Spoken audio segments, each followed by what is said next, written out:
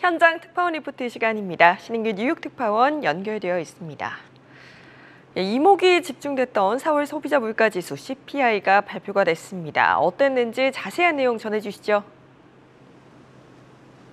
네, 전년 대비 8.3% 그리고 전월 대비 0.5%라는 4월 소비자 물가지수 CPI 상승률은 시장의 예상을 웃돈 수치입니다.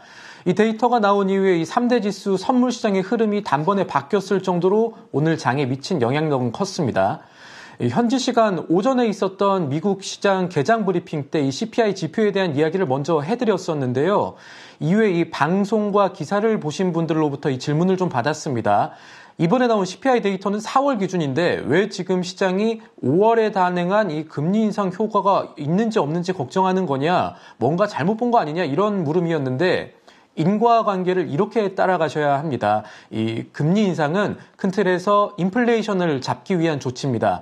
금리 인상폭이 높아질수록 시장에 올 충격은 크댔지만 그만큼 이 기대 인플레이션을 낮출 수가 있습니다.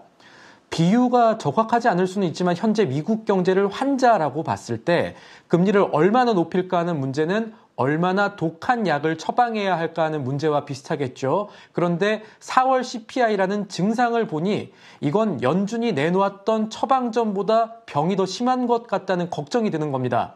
조금 더 근본적으로는 이 공급망 문제를 수요 조절책인 통화정책으로 잡을 수 있겠느냐 하는 문제도 있지만 우선 오늘은 금리에만 집중을 하죠. 그러니까 시장에는 연준이 5월 FOMC에서 미리 밝힌 금리 인상 경로가 정말 인플레이션을 계획대로 잡을 수 있을 정도일까 하는 우려가 완전히 사라지지 않았고 이 우려를 이번에 나온 소비자 물가지수가 자극했다는 얘기입니다.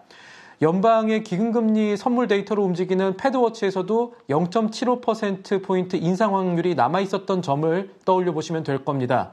그런 우려가 깔려 있는 상황에서 소비자 물가 데이터가 예상보다도 높은 데다가 인플레이션의 성격도 좀처럼 낮아지기 어려운 비용들이 증가한 것으로 나타난 겁니다.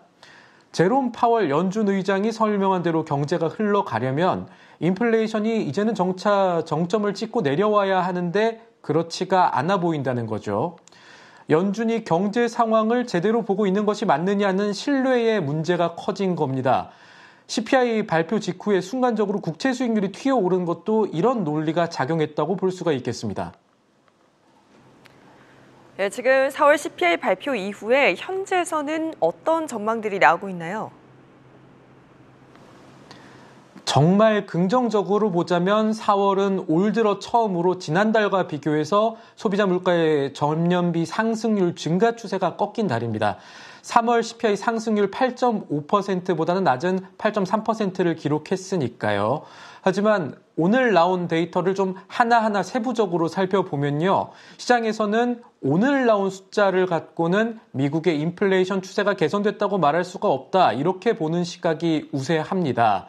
지난해부터 꾸준히 인플레이션 문제를 지적해왔던 모하메드 엘 에리언 알리안츠 수석 고문이 인플레이션의 요인을 살펴보면 이거는 더 이상 우크라이나 전쟁만의 문제 때문이라고 볼 수 없다면서 연준이 가야 할 길에서 크게 뒤처지면서 발생한 광범위한 인플레이션 과정에 우리가 놓여 있다 이런 비판을 내놨습니다. 연준의 통화 정책이 보다 더 매파적이했었는데 그렇지 못하면서 인플레이션이 더 오래 가고 있다는 뜻입니다. 연준이 실수를 범했다고 생각을 하고 있는 거죠. 제프리스의 수석금융 이코노미스트인 아네타 마코스타도 인플레이션은 더 이상 공급망에만 국한되지 않고 점차 이 광범위해지고 있다 이런 분석을 내놓기도 했습니다.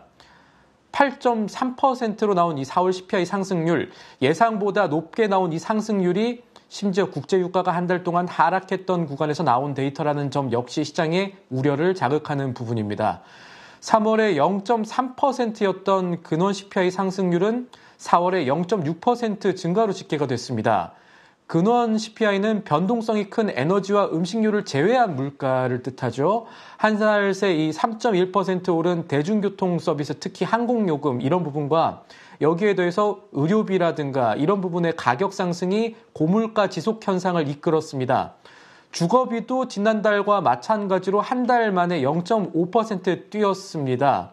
이 주거비와 이 임금은 가장 대표적인 이 되돌리기 어려운 그 물가 상승 지표로 꼽힙니다.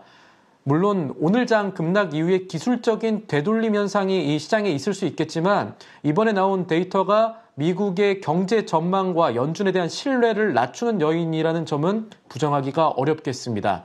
지금까지 뉴욕에서 한국경제TV 신인규입니다.